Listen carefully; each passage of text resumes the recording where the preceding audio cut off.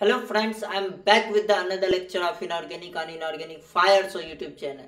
तो आज हम लोग करने वाले हैं, एक्चुअली पिछली क्लास में जो ऑर्बिटल सेक्शन प्रिंसिपल कर रहे थे उसी में आगे हम लोग चर्चा करेंगे। ठीक है, उसमें क्या करने वाले हैं, देखने वाले हैं टीबीपी वर्सेस स्क्वायर पिरामिडल। ठीक है, स्क्वायर पिरामिडल ज्योमेट्री। ठीक है, अब ध्यान से देखिएगा कहाँ कौन सा आएगा, किस मॉलिक्यूल को में स्क्वायर पिरामिडल ज्योमेट्री होगा, किस मॉलिक्यूल में ट्रायगोनल बाय पिरामिडल होगा। यही आज का अपना बूम बूम टॉपिक है। तो ध्यान से देखिए, इस टॉपिक को हम लोग डिस्कस करते हैं बिना समय के बर्बादी के। ठीक, देखिएगा टीबीपी और स्क्वायर पिरामिडल, ध्यान से देखिएगा। अच्छा, आपको ये दिख रहा है, इसका मतलब क्या हुआ, स्टेरिक नंबर और कोऑर्डिनेशन नंबर अपन क्या बोल सकते हैं, 5 बोल सकते हैं। ठीक, अब ध्यान से देखिएगा, इसमें हम लोग चर्चा करते हैं कब टीबीपी होगा, कब स्क्वायर पिरामिडल होगा। तो इसको अपन दो बेस पे इसको एक्सप्लेन करेंगे। पहला क्या होगा, स्टेरिक स्टेबलाइजेशन, है कि नहीं, और दूसरा अपना क्या होगा, इलेक्ट्रॉनिक स्टेबलाइजेशन। क्योंकि अपने को पता है स्टेरिक स्टेबलाइजेशन जो होता है ना, केमिकल बॉन्डिंग में बहुत रोल अदा करता है, और इलेक्ट्रॉनिक स्टेबलाइजेशन जो होता है वो कोऑर्डिनेशन कंपाउंड में बहुत ज़्यादा रोल प्ले करता है। ठीक, दूसरा क्या होता है, इलेक्ट्रॉनिक स्टेबलाइजेशन। दो तरह का स्टेबलाइजेशन होता है। अक्सर क्या बोलते हैं अपन, स्टेरिक स्टेबलाइजेशन केमिकल बॉन्डिंग में क्या होता है, मेजर फैक्टर होता है। ठीक, अगर केमिकल बॉन्डिंग की बात करें तो स्टेरिक स्टेबलाइजेशन इज व्हाट अपन मेजर फैक्टर, है कि नहीं, मेजर फैक्टर। और कोऑर्डिनेशन कंपाउंड की अगर बात करें हम, तो इलेक्ट्रॉनिक स्टेबलाइजेशन जो होता है अपना, वो कोऑर्डिनेशन कंपाउंड के अंदर क्या होता है, मेजर फैक्टर। कोऑर्डिनेशन के अंदर क्या होता है, ये मेजर फैक्टर होता है। बाद में कि लगते हर जगह दोनों है। इलेक्ट्रॉनिक स्टेबलाइजेशन अपने को केमिकल बॉन्डिंग में भी लगता है, but that is our what, minor factor. ठीक, तो ध्यान से देखिएगा, स्टेरिक नंबर 5 कोऑर्डिनेशन नंबर 5 में टीबीपी और स्क्वायर पिरामिडल कैसे प्रेडिक्ट करेंगे, ध्यान से देखिए। तो पहला हम बात कर लेते हैं, ध्यान से देखिए, ये अपना क्या है, टीबीपी ज्योमेट्री की बात कर लेते हैं, ध्यान से देखिएगा।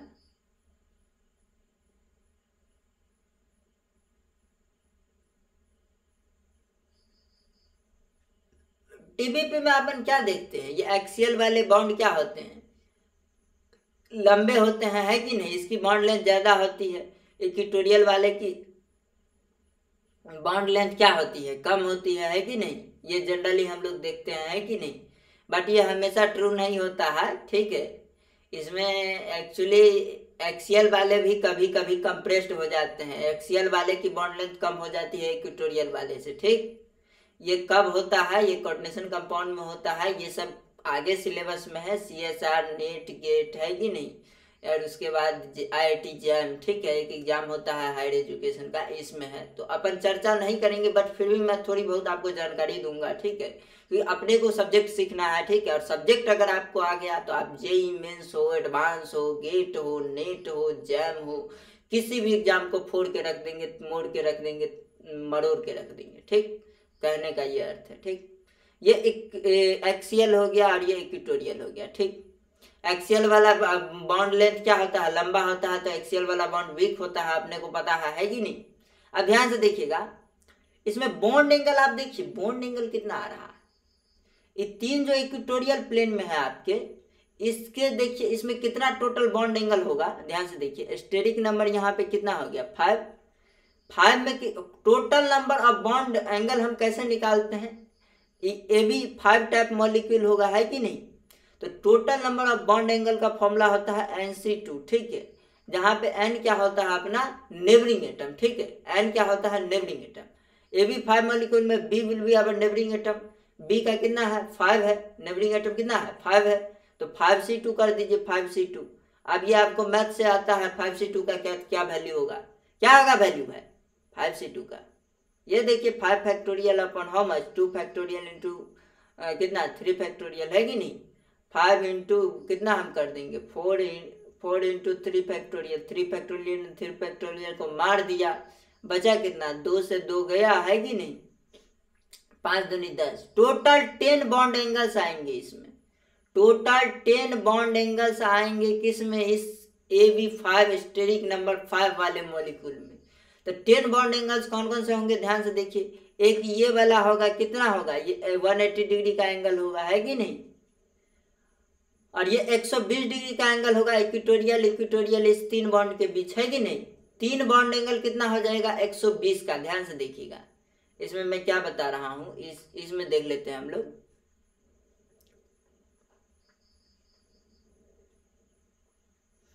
ये 3 बॉन्ड एंगल कितना का हो जाएगा, बोलिए, 120 डिग्री का, है कि नहीं, 120 डिग्री का।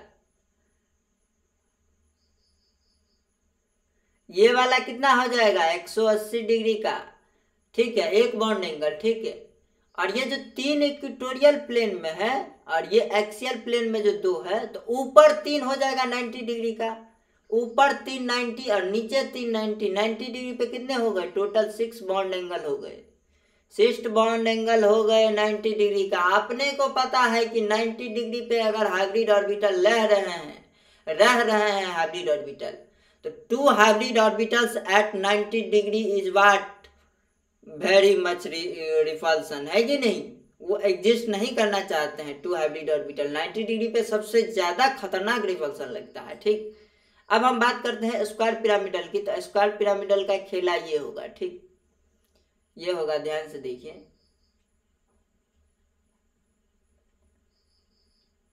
है कि नहीं। स्क्वायर पिरामिडल का ये खेला होगा, है कि नहीं। ये अपना स्क्वायर हो गया और ये ऊपर में एक हो गया, है कि नहीं।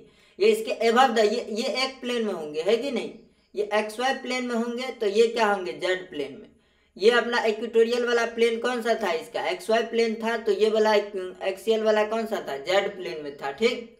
तो कहने का मेरा ये अर्थ है कि ये इसके XY प्लेन के परपेंडिकुलर प्लेन में ये वाला है, ठीक है, ये वाला एटम, ठीक है, नेबरिंग एटम।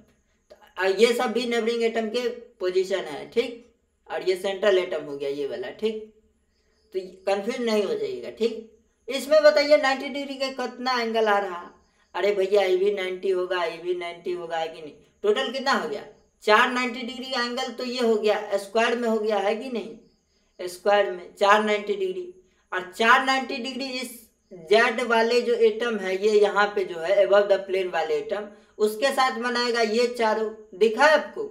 इसका मतलब टोटल 8 बॉन्ड एंगल हो गया, कितने, किस पे, 90 डिग्री पे, ठीक। अब ध्यान से देखिएगा कि 120 डिग्री के यहाँ 3 बॉन्ड एंगल हो गए, है कि नहीं। अब बताइए कहाँ पे बॉन्ड एंगल जो है, कहाँ पे बॉन्ड एंगल क्या है। और ये जो है 180 डिग्री के अपने को पता है, इसमें कितना आएगा, 2 बॉन्ड एंगल आएगा, है कि नहीं। 180 डिग्री का 2 बॉन्ड एंगल आएगा, है कि नहीं, 2 बॉन्ड एंगल 180 डिग्री का। तो टोटल इसमें क्या हो गए, 8 और 2 10 बॉन्ड एंगल हो गए, है कि नहीं। 10 बॉन्ड एंगल आया था NC2 फार्मूला से, है कि नहीं। इसमें 3 और ये कितना, 6 3 9 और एक 180 डिग्री का, दैट इज, है कि नहीं, 180 डिग्री का एक बॉन्ड एंगल आ जाएगा, है कि नहीं। तो टोटल 10 बॉन्ड एंगल पूरे हो गए। बताइए 90 डिग्री पे जो बॉन्ड एंगल आ रहे हैं वो किस में सबसे ज्यादा, स्क्वायर पिरामिडल में क्या है, स्क्वायर पिरामिडल में सबसे ज्यादा है 90 डिग्री पे बॉन्ड एंगल। इसका अर्थ आप समझ रहे हैं, इसका अर्थ हुआ कि स्क्वायर पिरामिडल क्या है, इसमें रिपल्सन क्या है, हाई है। इसमें रिपल्सन ज्यादा लगेगा, इसमें रिपल्सन कम लगेगा। इसका मतलब ये ज्यादा स्टेबल है। स्टेबिलिटी की बात करें तो क्या हो गया, मोर स्टेबल, है कि। स्टेबिलिटी की अगर बात करें तो TBP is more stable then square pyramidal. दिखा आपको, बॉन्ड एंगल से पहचान लिए, है कि नहीं। 90 डिग्री पे 2 हाइब्रिड ऑर्बिटल मोर अनस्टेबल होंगे, है कि नहीं। इसका मतलब ध्यान से देखिए,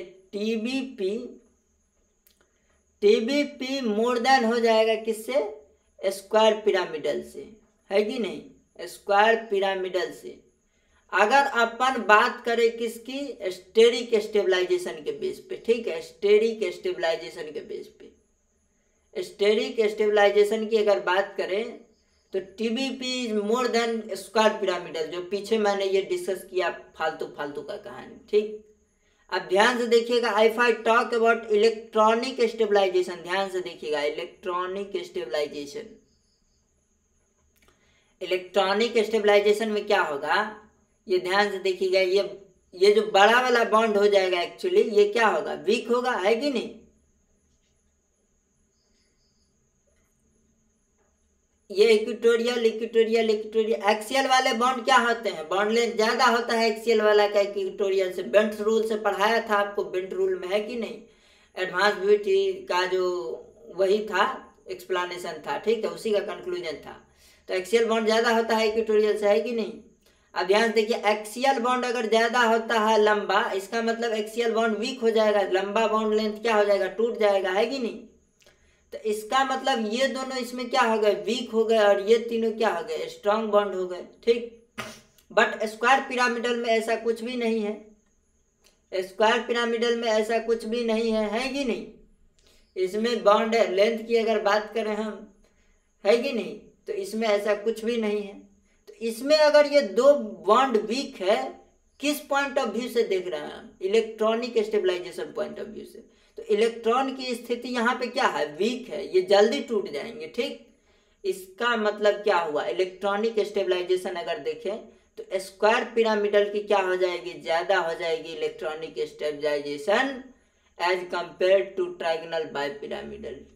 समझ रहे हैं बात को, ये इलेक्ट्रॉनिक स्टेबलाइजेशन का फेरा हो जाएगा, है कि नहीं, खेला हो जाएगा इलेक्ट्रॉनिक स्टेबलाइजेशन, ठीक। तो अब ध्यान से देखिएगा, इसका कंक्लूजन क्या निकला, इसका कंक्लूजन ये निकला कि अपन टीबीपी और स्क्वायर पिरामिडल में ये देखेंगे, जहां पे अगर स्टेरिक क्राउडिंग मतलब स्टेरिक फैक्टर डोमिनेट करेगा, तो अपन प्रेफरेंस किसको देंगे, टीबीपी को देंगे, क्योंकि स्टेरिक स्टेबलाइजेशन टीबीपी में ज्यादा है कि नहीं। अगर इलेक्ट्रॉनिक स्टेबलाइजेशन डोमिनेट किया तो अपन प्रेफरेंस दे देंगे स्क्वायर पिरामिडल को, क्योंकि स्क्वायर पिरामिडल ज्यादा स्टेबल है as compare to TBP electronic stabilization, ठीक। तो अब क्या होगा रिजल्टिंग फिनोमेना, ध्यान से देखिएगा, मैं कंडीशंस लिख देता हूं, कंडीशंस, ठीक है, कंडीशंस, और ये अपना क्या हो जाएगा, ज्योमेट्री हो जाएगा, है कि नहीं, ज्योमेट्री फेवर, है कि नहीं, ज्योमेट्री फेवर। तो ये अपन करेंगे, स्टेरिक फैक्टर जहां पे डोमिनेट करेगा वहां पे क्या कर देंगे, टीबीपी को प्रेफरेंस देंगे, क्योंकि टीबीपी ज्यादा मोर स्टेबल है कि नहीं।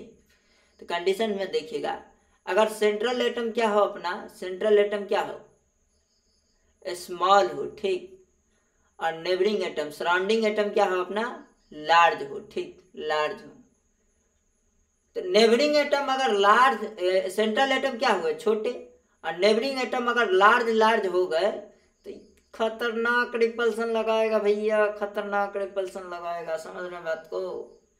तो ये क्या हो जाएगा, रिपल्सन अगर ज्यादा हो गया तो कौन फेवर करेंगे, ज्योमेट्री फेवर, टीबीपी हो गया ये, और ये हो गया स्क्वायर पिरामिडल, क्लियर। अब टिक लगाएंगे, ध्यान से देखिएगा, कौन पहला वाला में फेवर हो जाएगा बताइए, रिपल्सन ज्यादा हो जाएगा, और रिपल्सन ज्यादा हो गया मतलब स्टेरिक फैक्टर डोमिनेट हो गया, स्टेरिक फैक्टर डोमिनेट हो गया तो टीबीपी फेवर हो जाएगी, स्क्वायर पिरामिडल ज्योमेट्री नहीं होगी। ध्यान से देखिए, समझ आई बात। अब दूसरा कंडीशन देखिएगा, अगर सेंट्रल एटम क्या हो जाए, लार्ज हो जाए, ठीक, और सराउंडिंग एटम भी क्या हो जाए, लार्ज हो जाए, तो अपन क्या बोलेंगे, सेंट्रल एटम भी लार्ज, सराउंडिंग एटम भी लार्ज। इसका मतलब जो ये सेंट्रल एटम भी लार्ज और सराउंडिंग एटम भी लार्ज, इसका मतलब ये बॉन्ड लेंथ बड़ा हो जाएगा, है कि नहीं, ये बॉन्ड लेंथ बड़ा हो जाएगा। अब बॉन्ड लेंथ ये वाला अगर बड़ा हो गया, एक्सियल वाला, तो जल्दी टूट जाएगा, बॉन्ड लेंथ बड़ा हो गया तो, जल्दी टूट जाएगा, इसका मतलब क्या हो जाएगा, वीक हो गया ना इलेक्ट्रॉनिक पॉइंट ऑफ व्यू से।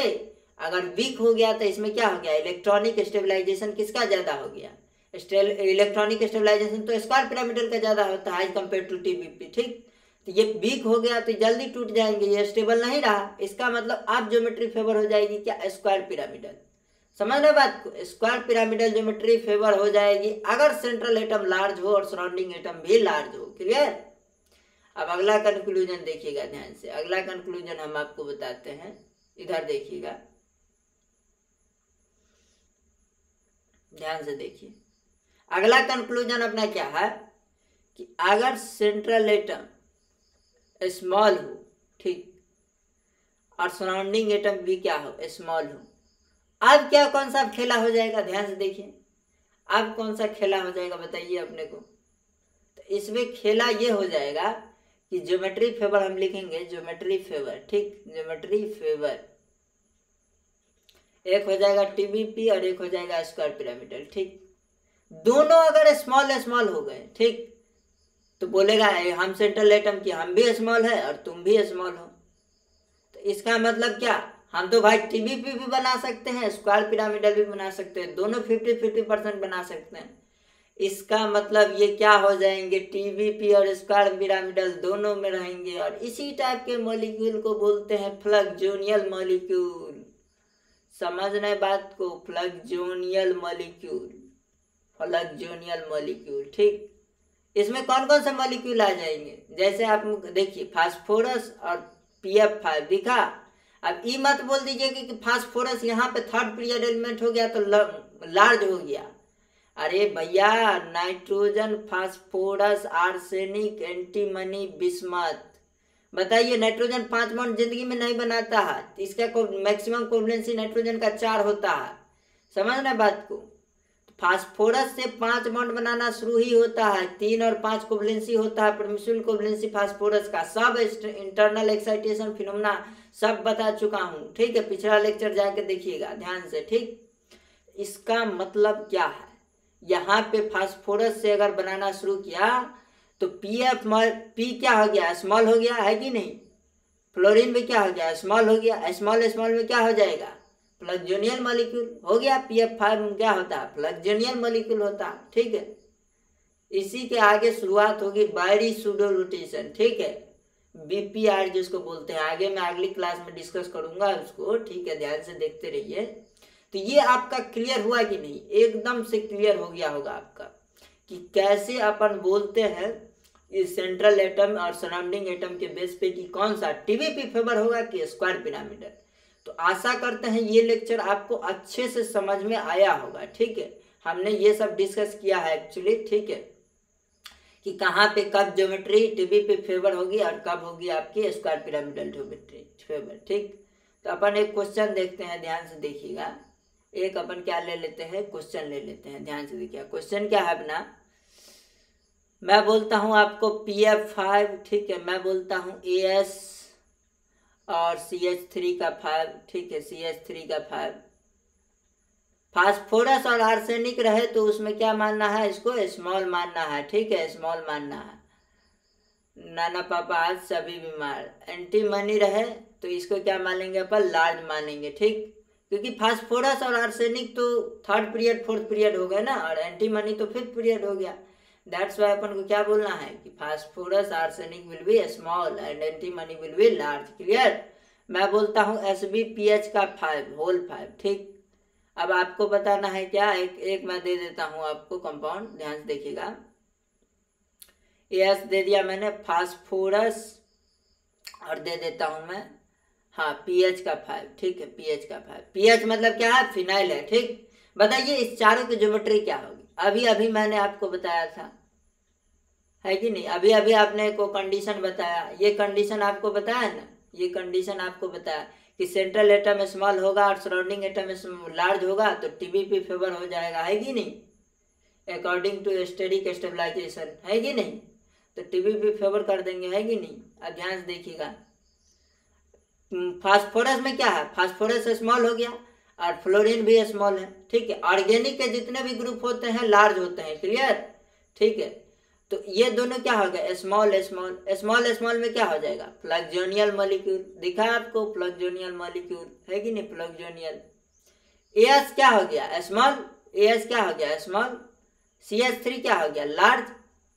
तो स्मॉल अगर हो अपना क्या हो, सेंट्रल एटम, और सराउंडिंग एटम क्या हो, लार्ज। तो स्मॉल लार्ज में किसको फेवर करते थे, टीबीपी को, क्योंकि स्टेरिक स्टेबलाइजेशन यहाँ पे क्या हो जाएगा, स्टेरिक फैक्टर डोमिनेंट हो जाएगा, है कि नहीं। स्टेरिक फैक्टर CH3 का लग जाएगा ज्यादा, तो इसका मतलब इसमें स्टेबल मॉलिक्यूल कौन होगा, टीबीपी। तो इसका शेप क्या हो जाएगा, पहला का फ्लक्सोनियल, है कि नहीं, फ्लक्सोनियल, फ्लक्सोनियल। दूसरा का क्या हो जाएगा शेप, टीबीपी हो जाएगा। आर्सेनिक CH3 का 5 होल 5, है कि नहीं। SbPH का होल 5 का क्या हो जाएगा, Sb अपना क्या हो गया, लार्ज हो गया। और फिनाइल रिंग भी क्या हो जाएगा, लार्ज हो जाएगा। लार्ज लार्ज में बोलिए क्या होगा, स्क्वायर पिरामिडल ज्योमेट्री हो जाएगा, स्क्वायर पिरामिडल ज्योमेट्री हो जाएगा, ठीक है। बट याद रखिएगा जेईई मेंस एडवांस के सिलेबस में अगर पीएफ 5 मॉलिक्यूल दे, अगर ऑप्शन में फ्लैक्सोनियल नहीं है तो अपने को मार के आएंगे हमेशा टीबीपी, ठीक है, क्योंकि टीबीपी ज्यादा स्टेबल होता है अकॉर्डिंग टू स्टेरिक स्टेबलाइजेशन, ठीक। अपने सिलेबस में ज्यादा नहीं है इसलिए फ्लैक्सोनियल अगर दिया हुआ है तो बहुत सही है, आप ऑप्शन फ्लैक्सोनियल टिक करके आए। बट अपन छोटे बच्चे हैं, है कि नहीं, जेईई मेंस एडवांस के बच्चे हैं, इसका मतलब है कि अगर टीबीपी ऑप्शन में है तो पक्का पीएफ 5 को टीबीपी मार के आएंगे। क्लियर। ध्यान देखिए, चौथा मॉलिक्यूल देखिए, फास्फोरस क्या हो गया, स्मॉल हो गया, फिनाइल क्या हो गया, लार्ज हो गया। स्मॉल लार्ज में कौन सी फाइबर हो जाएगी, ट्रायगोनल बाइपिरामिडल। तो ऐसे निकालते हैं अपन ज्योमेट्री। तो ये पूरा खेला आपको एकदम खेला अच्छे से समझ में आया होगा। तो आशा करते हैं अगर आपको वीडियो पसंद आई हो तो आप लाइक करें, कमेंट करें, शेयर करें, ठीक है, सब्सक्राइब करें चैनल को, अपने दोस्तों के साथ शेयर करें, ठीक। थैंक यू, धन्यवाद, टाटा बाय बाय, जय हिंद। मिलते हैं अगले लेक्चर के साथ। थैंक यू, धन्यवाद, टाटा बाय बाय, जय हिंद, ठीक।